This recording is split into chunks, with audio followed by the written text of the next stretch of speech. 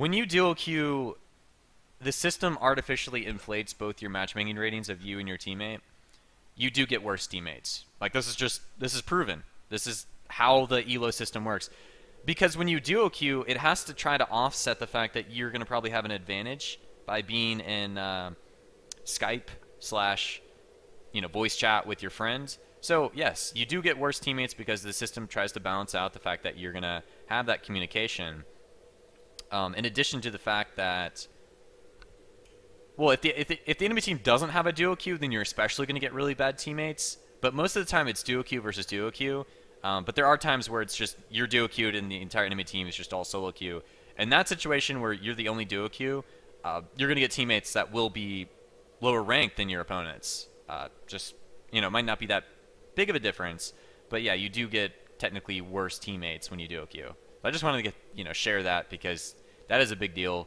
And it's important that you understand that when you duo queue, that's why in my 5 minutes to diamond video, when you duo queue, you have to make sure you have synergy. Otherwise, it's going to be really, really ineffective. And so I'm going to jump into this replay. Let me call this guy.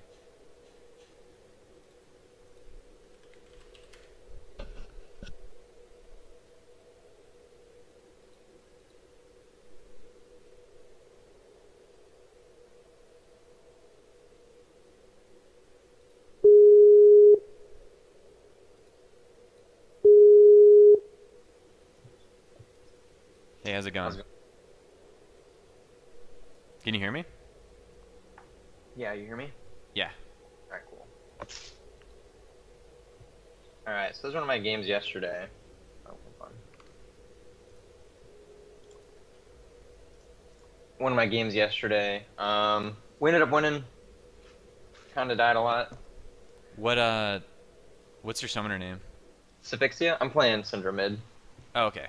So the thing that I wanted, I guess, your opinion on or some help with is, as a mid laner, I feel like I don't know when I should be, rotate. I don't want to say rotating lanes, but wandering around trying to get kills, going to different lanes. Right. Like I don't know if you watched the LCS at all. Yesterday, Cloud9 playing. Or I think it was yesterday, Cloud9 was playing on, or I was playing Syndra. Level 5 went down bot lane, and Meteos was there. They got, kill right off the bat. Before anybody hit 6, before they actually went back to buy their items. Yeah. I mean, it's all situational. Like, obviously, something like that is possible. It mostly comes down to the timings on the recalls. Like, okay.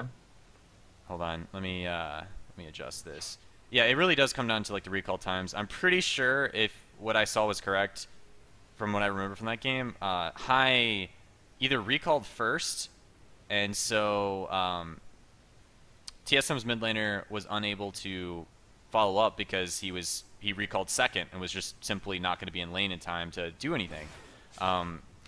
And so like recall timings has a really big deal on that impact of like being able to roam at certain times. You can roam whenever you want. It's just most of the time you're not gonna have you're not gonna like get anything out of it, right? Like it has to be the right moment bottom lane. Like are they fighting? Are they low enough? There are a lot of circumstances. Like that's why going over replays is super important because you can't like necessarily say one generalized statement for this is how you roam or this is how you do this because the truth is there's always an exception. There's always going to be a better circumstance to roam in than others. Okay.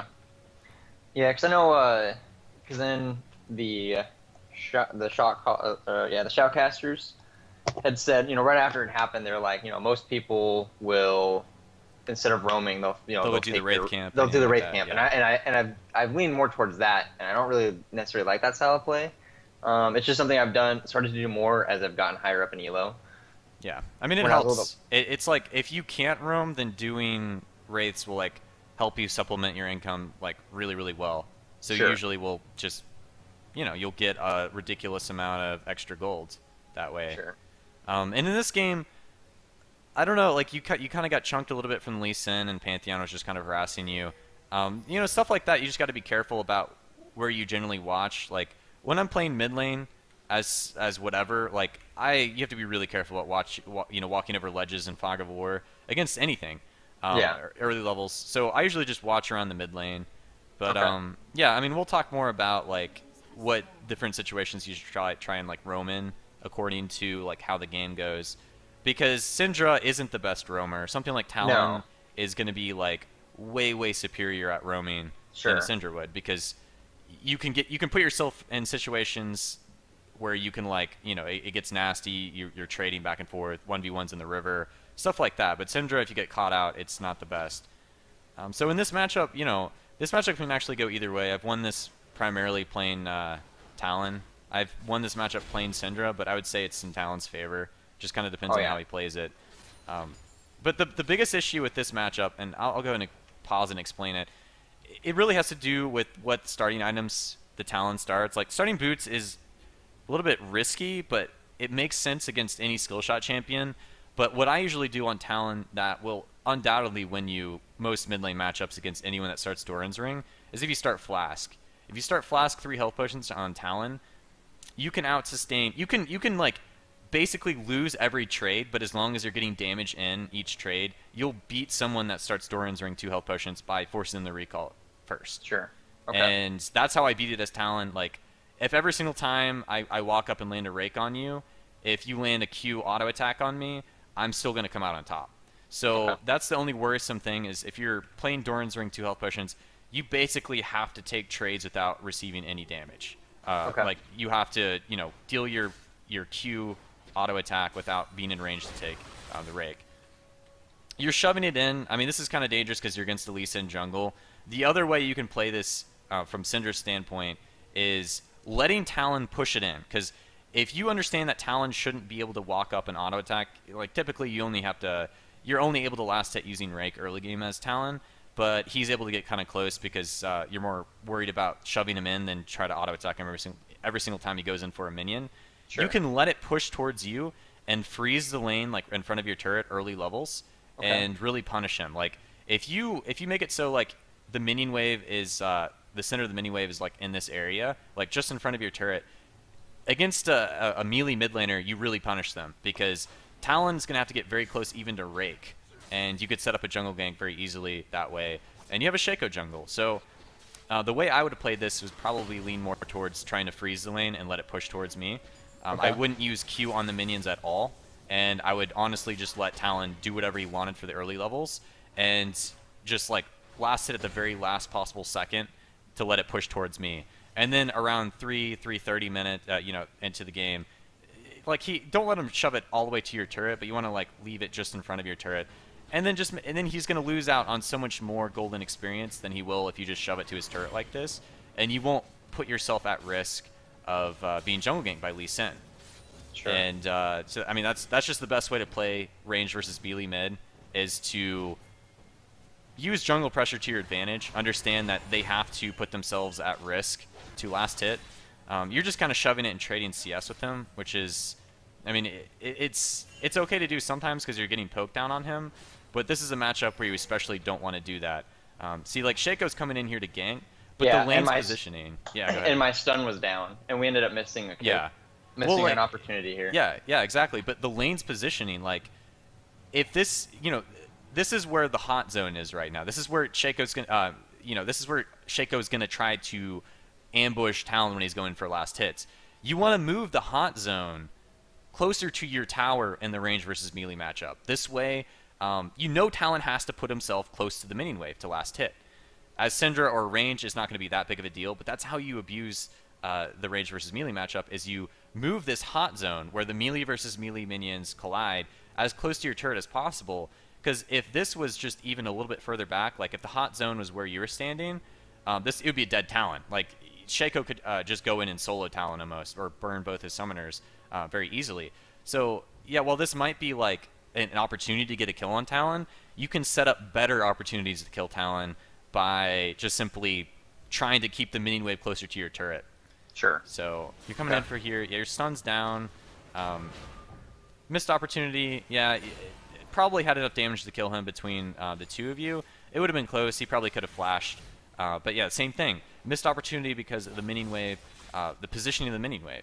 Okay. And the CS difference, you're tied in CS. Yep. You know, you're both the same CS. So really, the main issue here is just I think you have to practice a little bit more of like lane control and the melee versus ranged, and that's something that you know I give lessons to quite a bit of people, and that's something that kind of reoccurs. And I wish I could make a video that would illustrate it best. I mean, this is a pretty good lesson for it, but it really comes down to just you really have to change up how you play range versus melee according to the jungle matchup as well. Like if you have a farm jungler, letting Talon shove you in early to try to set up a gank wouldn't really make sense. Like if you had a Warwick, Warwick's not going to be able to gank pre-6, so it does depend on the jungle matchup. You guys come into here. This is going to be a kill on Talon. Yeah, nice. Talon got a little bit baited, but Lee Sin's going to get that kill. You got to be careful because that Q will come back up. Let's go back and watch this, because how this escalated was actually pretty funny. Both junglers knew that this was a kill opportunity for both of them. Lee Sin wants a safeguard to this minion right here, and just Q onto you. You're low mana. Talon plus his damage, easy kill on you. That's what Lee Sin's thinking. Shaco's thinking basically the same thing. Like, hey, this Talon's half HP. This is a free kill opportunity. So neither one of these junglers, I guess, even anticipated that the other jungler was coming in for this gang, because you know, kind of how to play this out. Like, obviously if Talon knew that Shaco was coming in here, he could have seen the puff of smoke from the deceive. Yeah. But if he did see that, then he probably should not have. You know, he wouldn't have gone in onto you. I'm not even going to say should have, because you were already chunked. You already chunked him laying the stun. He uses his E on you regardless. As soon as he uses that, he's dead. He's overextended too far. Shaco will just solo him. From your standpoint, there's not a whole lot you can do. Like, you pretty much do have to just disengage because Lee Sin's full HP. Shaco's kind of hung out to dry. You were had Ignite on you. Yep. Shaco just needed to try to dodge the Q. I think you played this pretty well. You landed the stun. That's pretty much all you can do with the mana pool that you had. But, you know, things leading up to this point, the lane's positioning and stuff like that, that's where the difference could be. And I made a mistake and stayed a little You go too back long. in, yeah.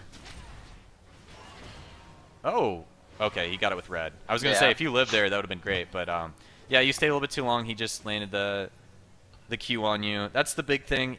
Even like the new Lee Sin, I say the new Lee Sin because they changed him. Yeah. I mean, he doesn't have the attack speed slow. You can still get early kills like that. He just falls off super hard. But I mean, like if you dodge that Q or he doesn't hit the Q, then Lee Sin is like so incredibly weak early game. But okay, so you go back, you get Chalice. Now this is really important that you understand also that going okay, this is on the new patch as well. Going Chalice now has become like super situational. Like I thought it was a situational like pickup in physical versus, you know, AP mid matchup anyways.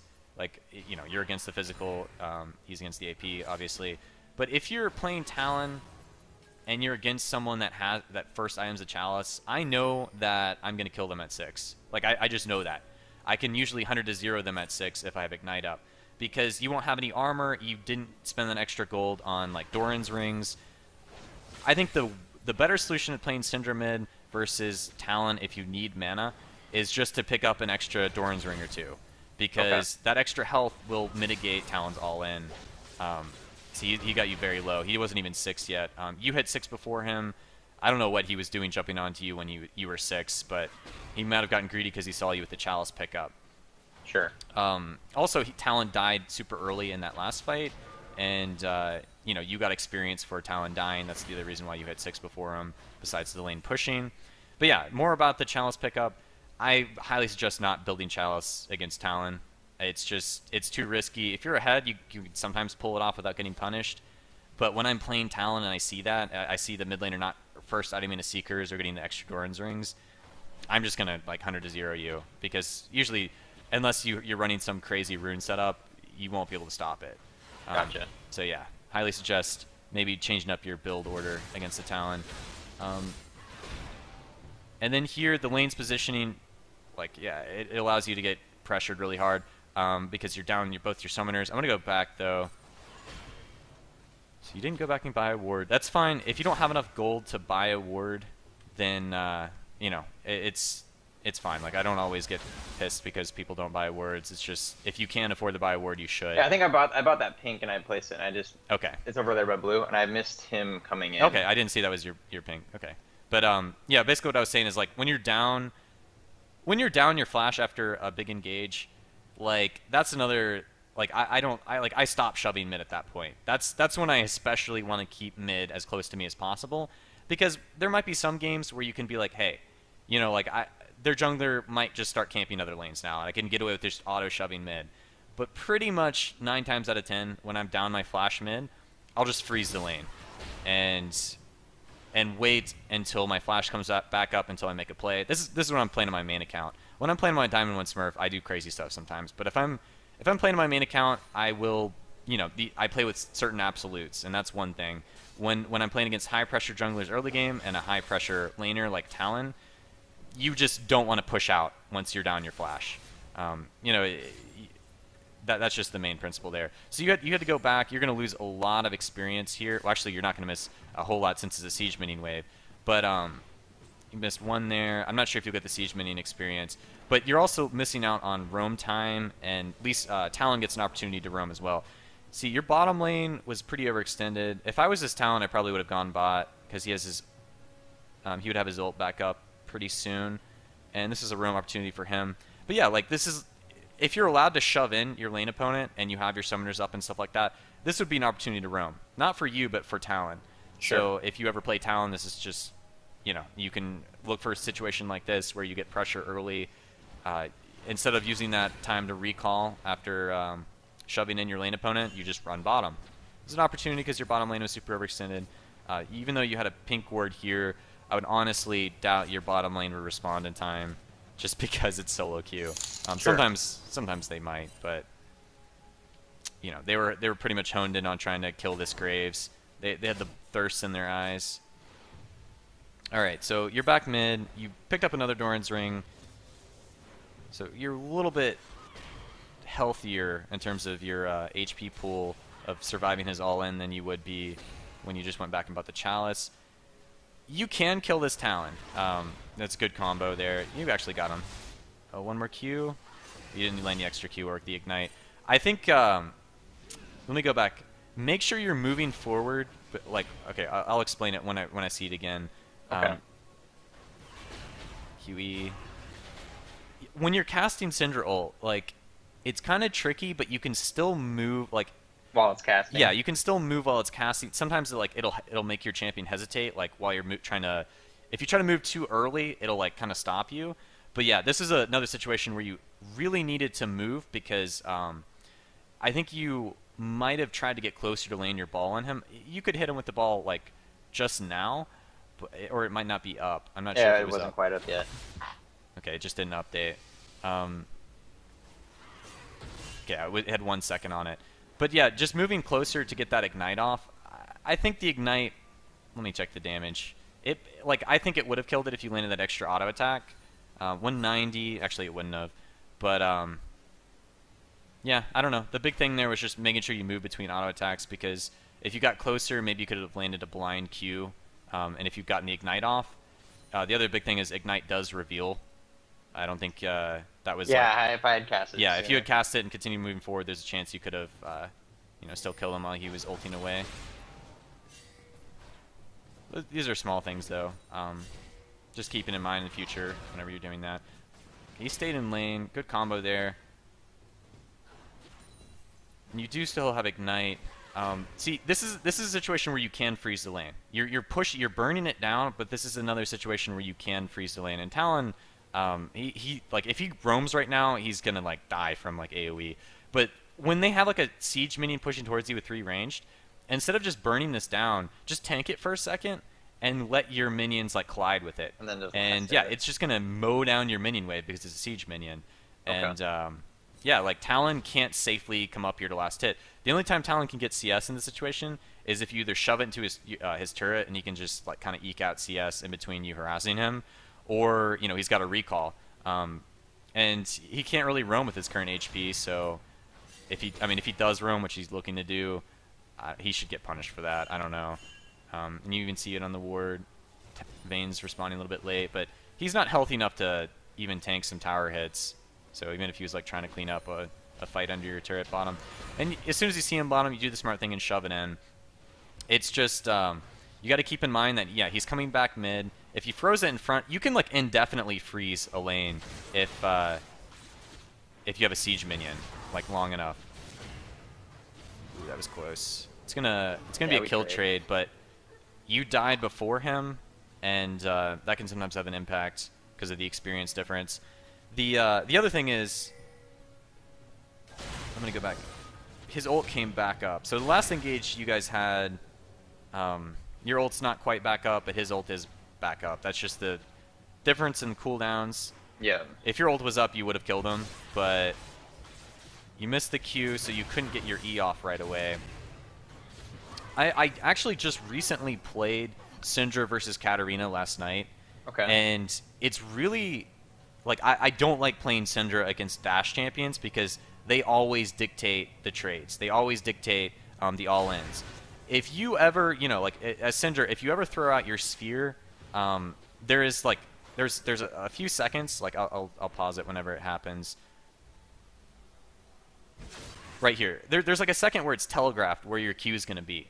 So when you're playing against like a Katarina or a Talon, there's always room for them to say, okay, if you're going to Q where I'm standing, then I'm just going to E behind you. And once you don't have that sphere, you don't have that stun pressure. So, you know, you can't stun until you pick up the sphere again or until your Q comes back up off of cooldown.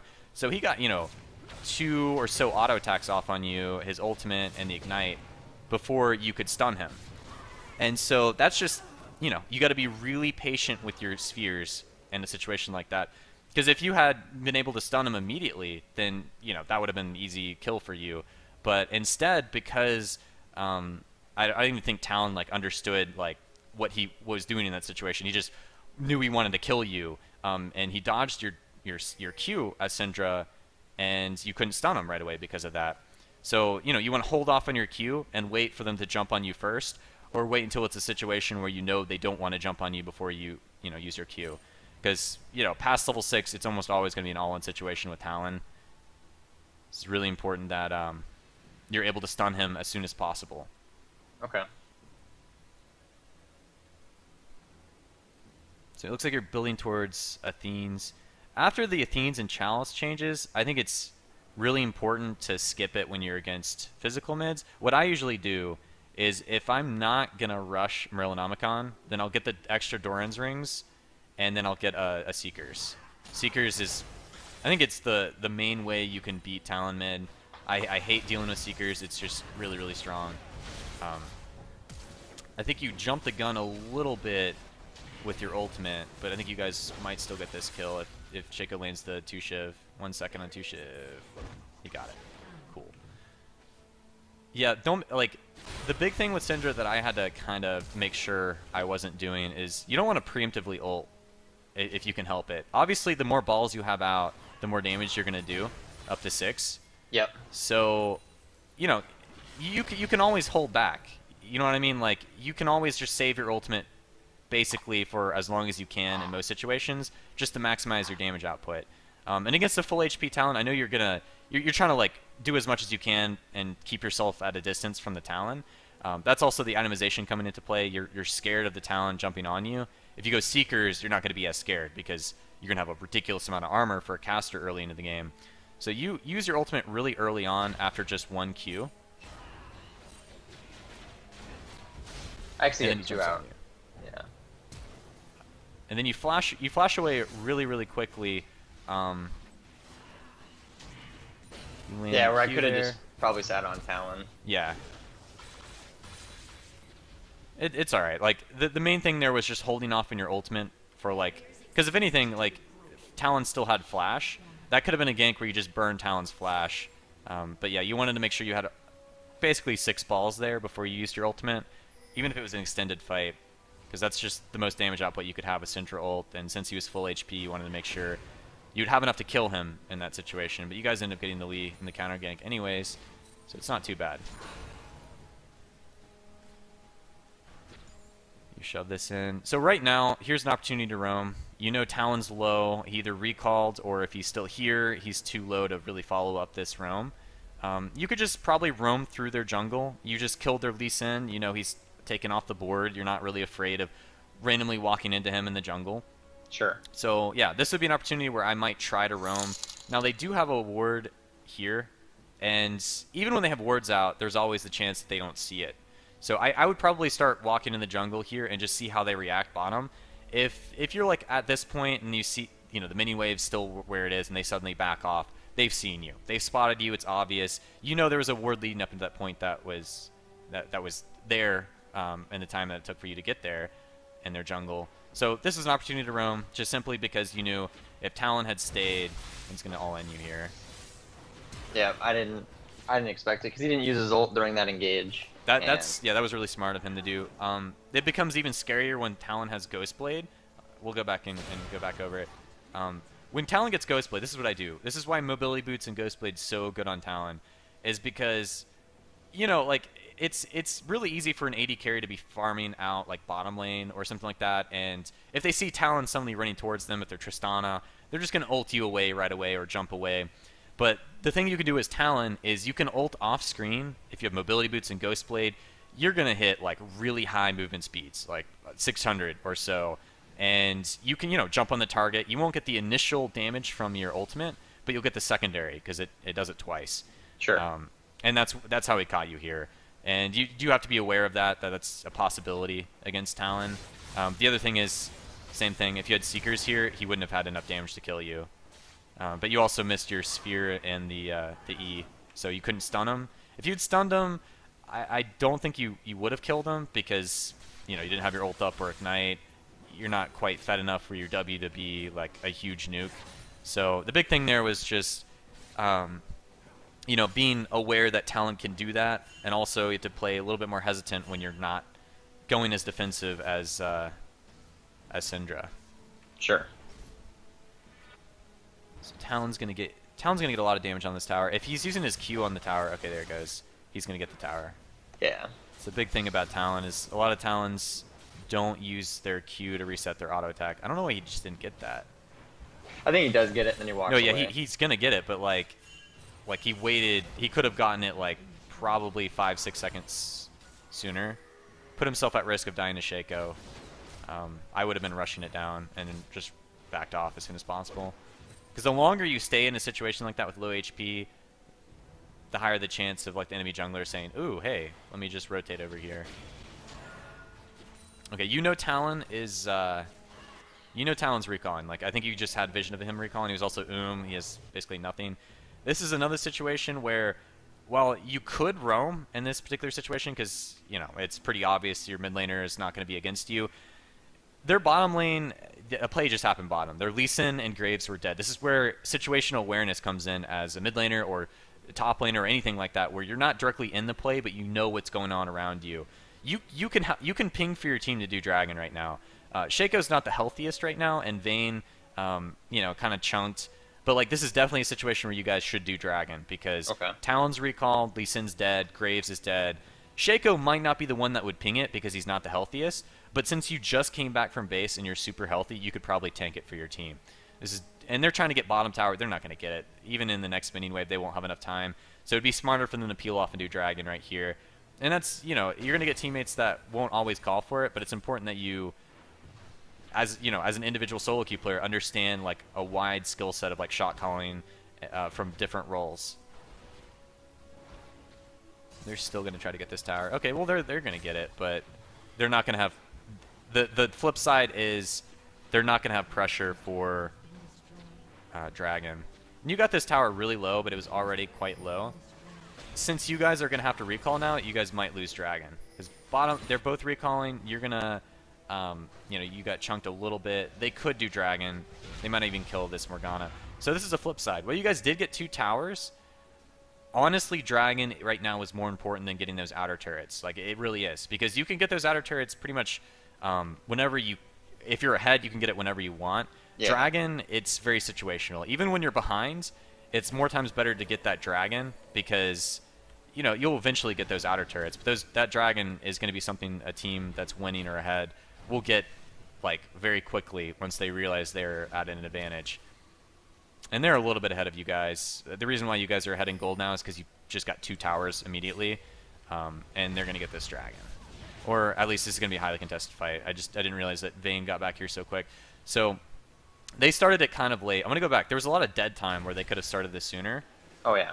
Like, a lot sooner. Like, They're yeah, just dancing with me and they're Morgana. dancing back and forth.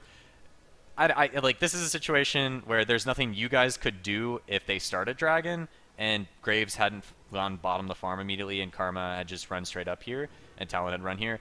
If their overall plan was to do dragon immediately, then I think they could have gotten here in time to start it. Morgana was chunked from Lee Sin. You two definitely wouldn't want to go into this. But yeah, the dance starts. Lee Sin's like, hey, I'm going to go walk around for a little bit.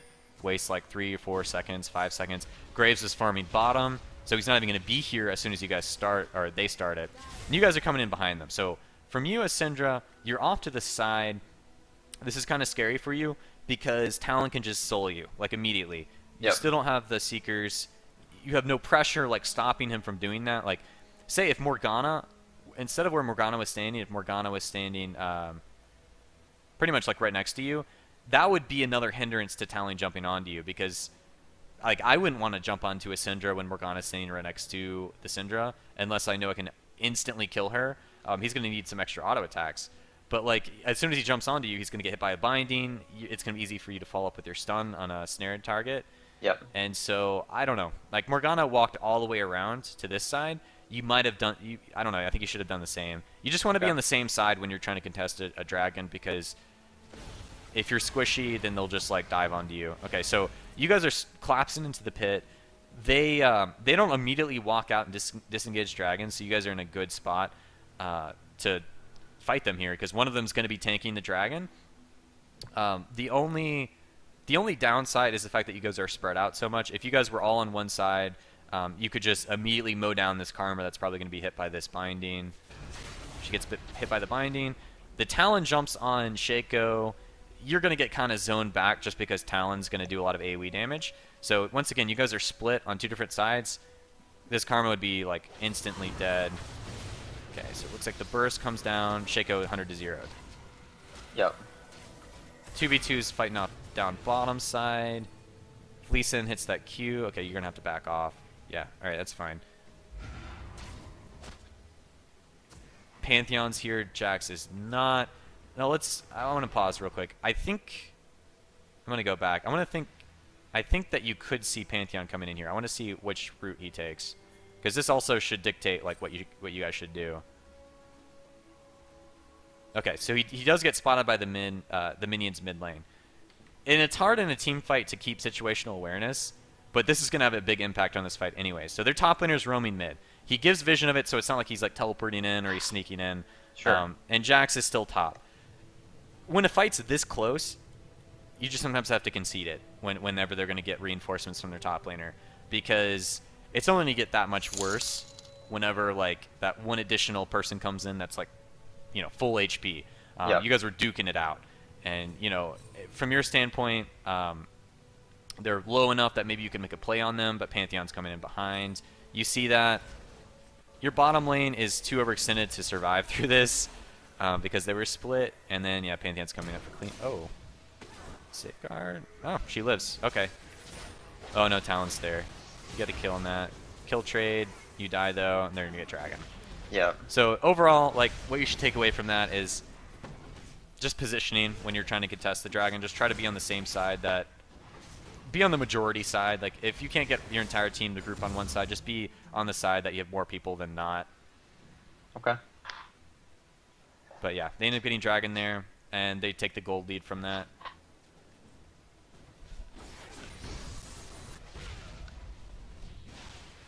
You have your Thenes now. Thenes is nice for the CDR. But that's the main reason why I trade out of Thenes for Merlamicon as Syndra. The active's not even the reason why you get it, or the passive's not even the reason why you get it. It's just, it's a cheap CDR item that also gives mana regen and ability power. It's overall really nice.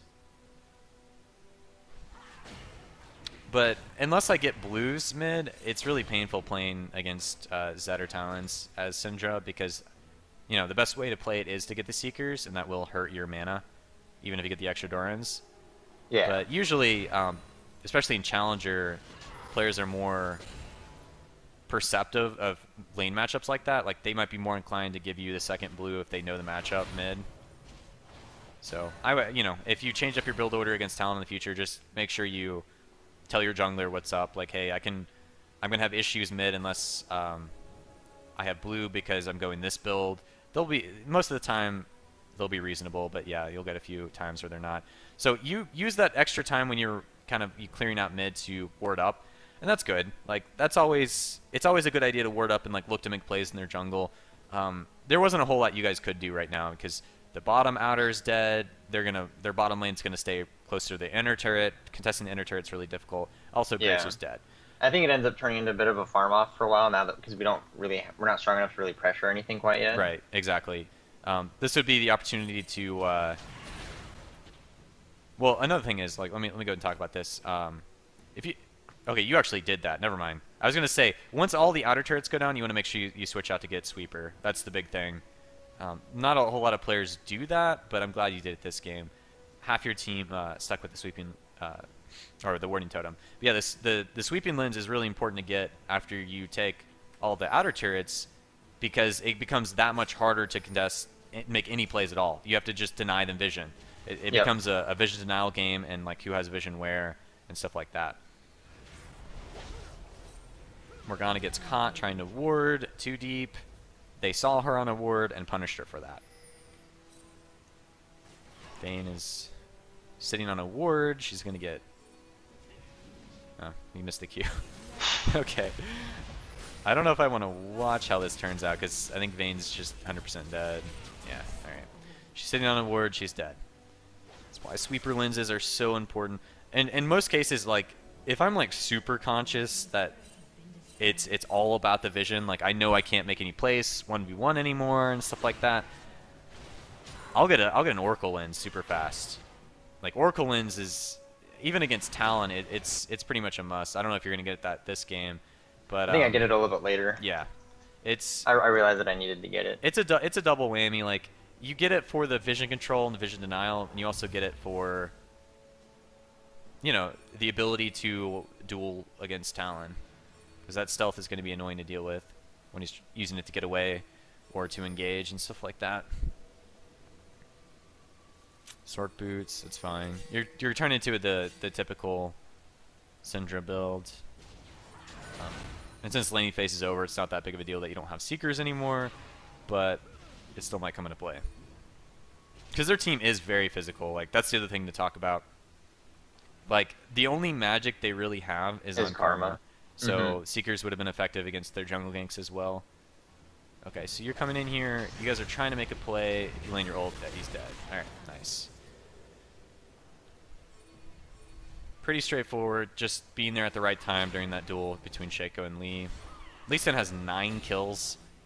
That's worrisome for the other team. Whenever he has 0 assists. Lee Sin's taken basically every kill that he's been a part of in terms of ganks, which means his team's going to have a lot less gold than the score appears. And having gold in the right targets is really important.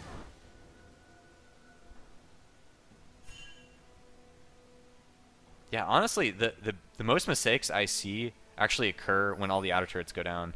Because you guys are like, there's no like set way to deal with this, but it's just so much harder to deal with inner turrets than the outer turrets because you're so much closer to their base and you're putting yourself at risk of getting flanked when you're pushing into this tower and stuff like that. So I don't know what like you kind of do have to wing it sometimes. Just look for like weird kill opportunities and stuff like that. Like here, Karma's just gonna face check. Easy kill for you guys. Nice. But that's not always gonna happen. Like say if they had a ward there, you guys would have been screwed. So I don't know. Yeah, we went through and cleared them all too. Yeah.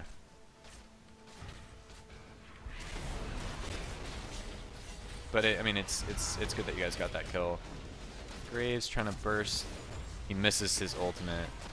Talon's coming in here though. Rest in peace. Yeah, Talon's gonna clean this up. Yeah, I think I kill him and then I die for it. Yeah. Yeah. Okay, 2-for-2 trade. Like, not the best to trade, but I don't know. Like, if it's a bad situation, I would say it's okay to trade. But more times than not, kill trades just delay the game. and you lose less. You like as an individual player, you lose control of the game the more kill trades you do. Because the more items everyone has, the harder it is for you to have an impact. That's why at 6 items, it's when everyone's 6 items, you're you basically just become 1/5 of your team, and one player in your team could throw the game for your team. That's why it's important to take control of the game way before then. And yeah, and I'm just talking generically right now because not a whole lot's able to happen until this next dragon fight. Really, you guys should be aiming to do is you want to make sure you absolutely get this next dragon as soon as possible.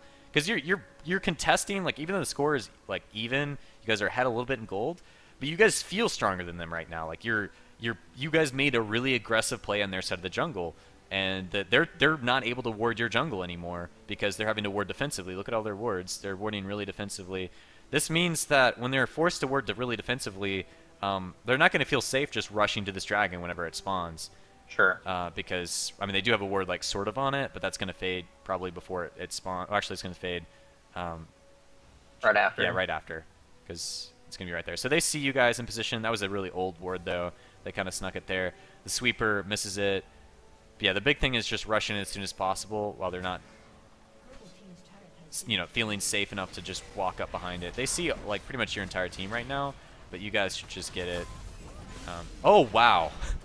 That's steal. Yeah, she gets a lucky steal. Oh, he didn't have smite. Oh no, Shaco didn't have smite. Smite 16 on Shaco. Oh, I didn't see that. That's why you pull it out of the pit.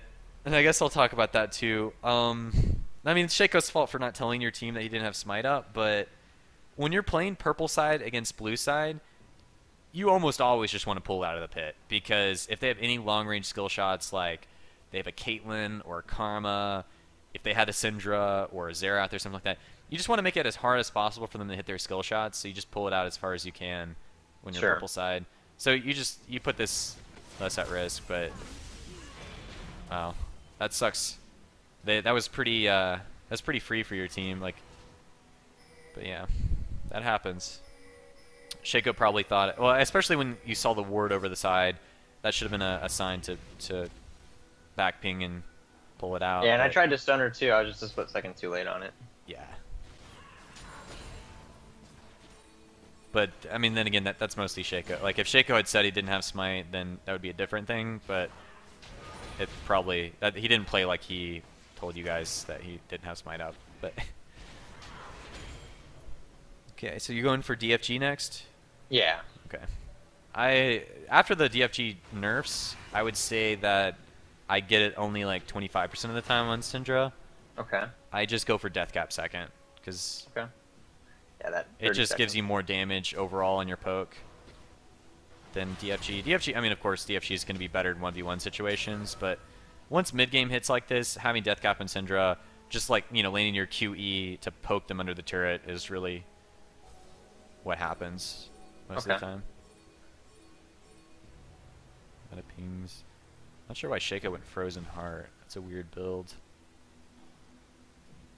Guess he wants the CDR and armor. I mean, the armor makes sense, but Randuin's would probably be better for the duelist pressure. Also, the extra slow. He's just setting up boxes. Now, you probably want to... Not a whole lot's going on right now. A little bit of hesitation, but top side, you kind of have to pay... Like, even if your teammates are doing something silly, you kind of have to be aware of it to be in the area to clean up, or to, you just have to understand what's going on, because if they're doing something stupid top lane, maybe you could do something, like pressure a tower somewhere else. That's what I do when I'm playing a strong split pusher. Syndra, you can sort of play like a strong split pusher because you can 1v1 most people and disengage and stuff like that.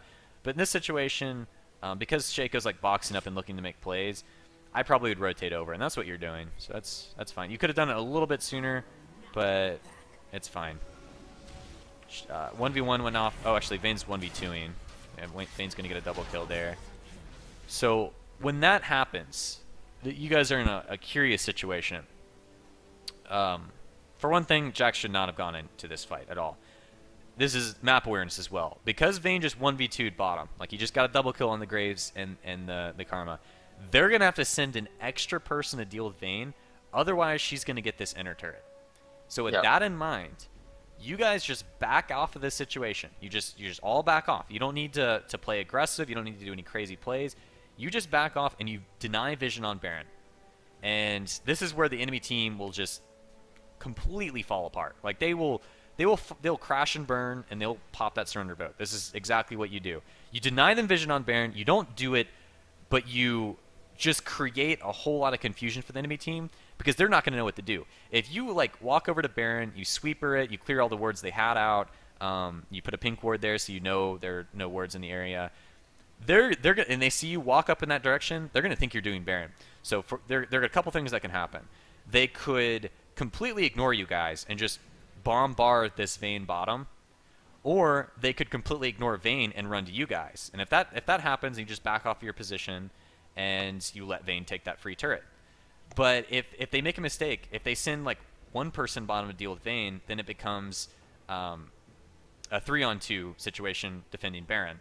And this is kind of too early to do Baron because you guys aren't like super fed on certain champions that are good at doing Baron. But you do have a Jax. He's got the Trinity Force. Jax is great at doing Baron.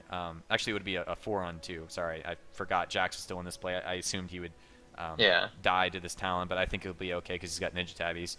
But yeah, like the main thing is you can make it a 4-on-2 on Baron if they send one to deal with Vayne. If they send 3 people to deal with you guys on Baron, it's a 4-on-3 where you have vision control and you can just back off if you don't feel comfortable like fighting the Talon or something like that. And then Vayne gets a tower. So this is like the seesaw effect. Like you have to play according to how they deal with this, but this is where it crashes and burns. Now the worst thing you can do right here is like kind of be split up like this and start chasing people. This is where I don't know, like if this Dark Binding doesn't hit, Talon could like turn around and start running, then your whole team's like, let's run down this Talon towards his tower, and nothing happens. You basically get nothing out of it besides maybe Vayne getting bottom tower. When the most important thing could be like, you know, you guys could potentially get Baron out of this play if the enemy team misplays, and that could be the nail in the coffin for the enemy team. So let's see how this plays out. So you guys are kind of split. Talon just backs off. Okay, so it was a disengage. It kind of sucks that Jax got chunked so low from the Talon, and you guys are pushing. Now, I don't like this play to push for multiple reasons. For one, you guys aren't strong enough to dive them right now, and even though they're down numbers, I don't know. Like, you guys can, like, this is possible. Like, if everyone lanes their skill shots and stuff like that, you could pick one or two off, but even then it would be kind of unsafe to defend this because Graves and Karma will be up in 13 with Home Guard. If you made the play around Baron, that's further from their base, so even if Graves and Karma did Home Guard, they wouldn't be there for a very long time. It's very, very easy to like defend, right, you know, in Season 4 with Home Guard boots. It just is. So that's why sometimes getting Baron or making calls around Baron is easier. So you guys make the call to push. I mean, that's a simple one. Oh, it's going to be a dive. Okay, you guys insta-give the Talon. That was like the really important part. Let me go back. So the skill shots did land. I think it was the Dark Binding that hit first. So I did say that there is room that you guys can make this work. It's just you have to have everyone play really, really well. So let's see. I don't know. What is Talon doing here? Like, this is Talon misplaying super hard. For one thing, he can, like, see that Morgana ran on this side. He should be standing where Lee Sin is standing. He can wave clear this. I guess he's just trying to engage. I don't know. That's super greedy. But Talon makes this, like, really easy for you guys to kill him. So the Dark Binding lands. Whenever the Dark Binding hits, everyone can follow up with their skill shots. It's just, if one hits, they all hit. So you hit your stun. Jax flashes in. I don't know about that flash. You're tanking the turret. The minions are almost dead. So, and they're home guarding up. So Vayne gets bottom turret because you guys are distracting up here. But this could be a really bad situation for you guys. I think Pantheon should have just... If Pantheon engaged right there with his ult, then I think you guys would have gotten aced. But now they're kind of butchering this play. Yeah, I don't know. He ults behind. They're still going to win this. And Vayne's getting pressure on bottom. So the seesaw effect, Vayne gets pressure on bottom. But let me go back and talk about like what Pantheon could have done differently, because this was important. When they're this low, like, you guys just have to be kind of aware of their cooldowns. Pantheon hasn't used his ult in a while. What you just have to kind of predict what could happen from what they have. I always do this in my games. When you're playing against a Pantheon, This is a perfect Pantheon ult. Like, just, you guys are tanking the turret. If he Pantheon ulted, like, in this spot, like, particularly, like, you I don't know, it would have split your team. It would have been catastrophic. They probably would have killed all 4 of you guys and then just done Baron. I don't know. It could have been really bad. I think Pantheon misplayed super hard by not just ulting right away. And he didn't even jump in right when he got in range to use his W. And then instead he walks back and ults now. And just, yeah. But yeah, that's what could have happened. Now, it's great that you guys distracted them while Vayne was able to get bottom. You know, I talked about the seesaw, sort of like, if they come to deal with you guys, they're not going to deal with Vayne. But it's just, it would have been better if you guys did it around Baron, because then you wouldn't have to deal with the Graves and Karma coming from the fountain. And they're going to clean up this fight. So 3 of you guys are dead. 3, they're going to defend this. They're going to kill the Vayne. So there, 4 of you guys are dead, but the Jax TP'd. It was a great TP from Jax.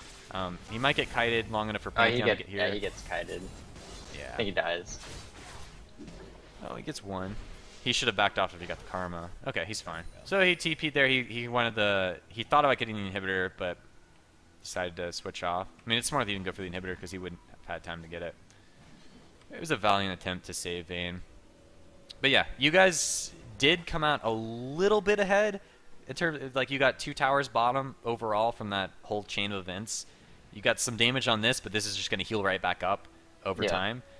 And a lot of you guys died, so you give up a lot of kills. The kills are just kind of trading back and forth. And you just got to make sure you're trying to lean more towards decision-making that gives the least amount of risk for kill trading. And that's why, in that prior play, I would have gone for the Baron bait. But you guys did do a pretty good job of, like, killing the Talon under the turret. It's just afterwards, it's just you have to play it perfectly. I wouldn't even trust most pro teams to make that play work, to try to get their inhibitor tower with the odds that, you know, they were at.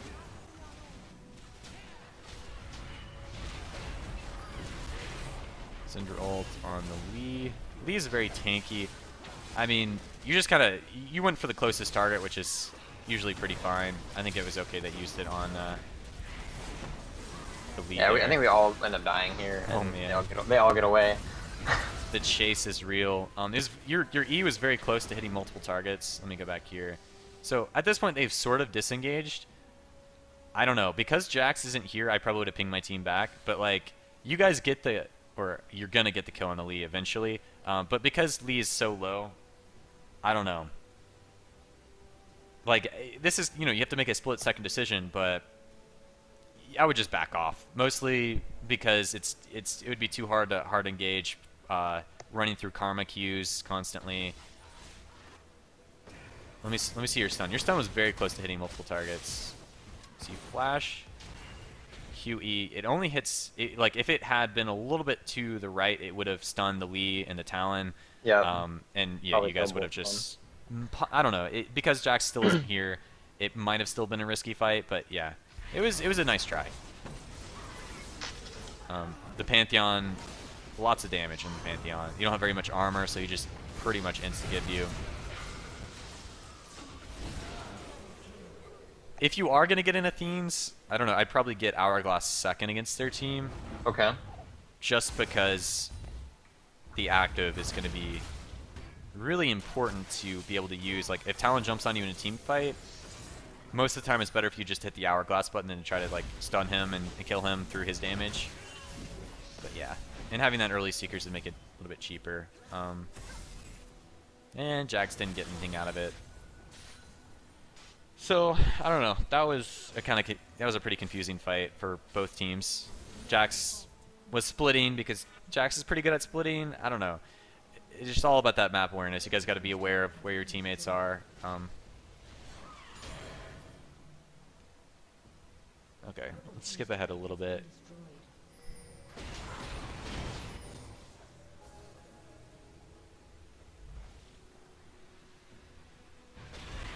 You guys get this dragon. Hopefully it doesn't get stolen again.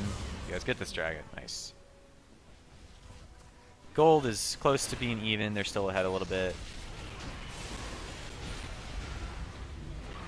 Yeah, you die to the physical. Yeah. They kind of just engage here. Well, Vayne, I don't know what she's doing. She's trying to flank their team. Talon could just be like, hey, what's up? You're dead. I don't know. Honestly, I don't know why the enemy team ran from that. They could have just instantly killed the Vayne, and it was a 4v4 anyways. I think it's partly a scare factor. I don't. Graves just ulted there. Alright. I don't know. This is getting kind of confusing because a lot of user error. Like Vayne should not have been on the side, and they should have punished Vayne for being on the side like immediately. Sure. It's hard to play around that, to be honest. Like.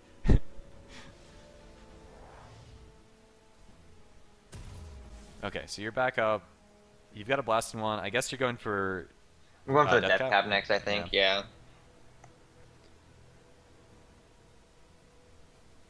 Yeah, I think that the itemization choice this game really held you back because you were getting killed very early on in the team fights. And it's okay to sometimes skip defensive items if you're able to somehow stay alive.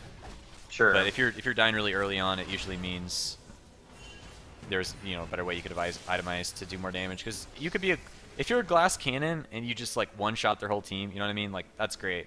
But if you're unable to do that, on whatever champion, if you're unable to even get your ultimate off on whatever you're playing on, it's typically better just to build more defensive in most setups. Okay, that was a good black shield. Lee Sin hesitated on the Q anyways, or the ultimate, but there's the Talon. So Morgana dies really quickly. I don't know why Talon bursted the Morgana. This is turning into a really messy fight. Pantheon wasn't there. Alright, you guys came out pretty well on that, to be honest. Yeah, he jumped in from behind, so I immediately went back and stunned him before that was he could nice. move up. He, I don't know, Pantheon entered the fight basically when you guys were already in control of it, after you picked off their Lee Sin and their AD carry. So Lee Sin and AD carry died very quickly, and then Pantheon was in the fight afterwards. So that's the main reason why you guys won that. Also, Talon used his combo on your support. Your support that has Hourglass, I should add, which was a huge mistake on his part, because just about everyone on your team is squishier than the Morgana. Besides maybe the Shaco, because he's got the... Then he goes in and dies.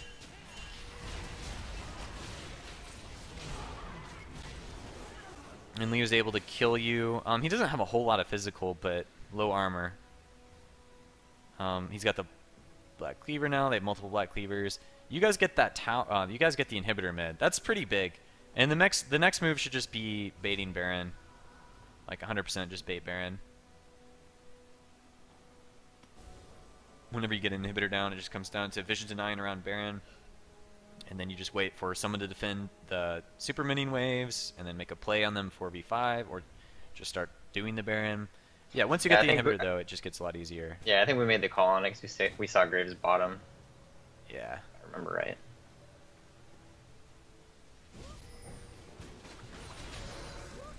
Vayne is bottom. Could be wrong.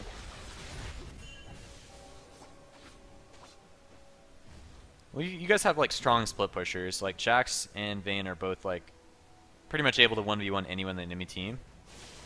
The only problems arise from like the team fights for the enemy team.